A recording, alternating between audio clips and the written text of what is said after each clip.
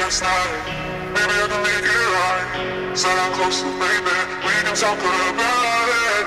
No need to be mad, hate to see you sad. Yes, I know I'm crazy, crazy about you, crazy about you.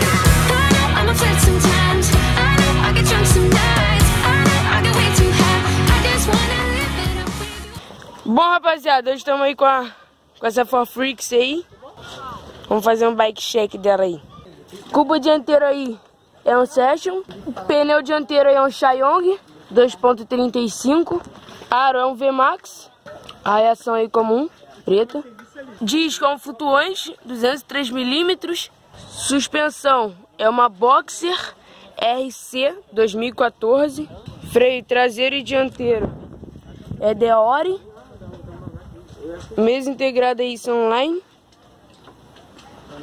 guidão aí é um Fanfat Boy, manopla igual a minha, TSW, passadores RAM X7, que não tá pegando no vídeo.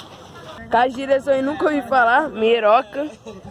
Quadro aí é um For Freaks 2014, horizontal. Trava do canote aí, eu acho que é Gills, canote Gills, banco Trust. Pedal aí é um simplesinho de plataforma. Pé de vela aí é um Shimano Alívio Octalink. Ele vai botar um SLX integrado, guiazinho Rupp, corrente KMC Gold, pneu traseiro aí também é um Xiaoyong 2.35, o aro também é um VMAX, a reação mesmo da dianteira, a reação comum.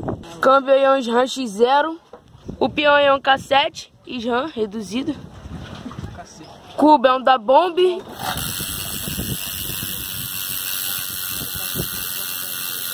Disco traseiro também é um flutuante 203, a pinça também é um Deore.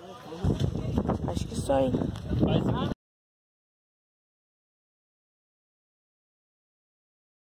Rapaziada, 1h58 da manhã, cara, quase 2 horas do dia 18 de outubro de 2018. O canal acabou de pegar 6.000 inscritos, mano, no dia do meu aniversário.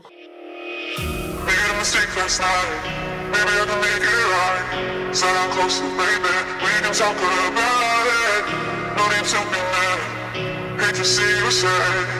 Yes, I know I'm crazy, crazy about you, crazy about you. I know I'm a flirt sometimes, I know I get drunk some nights.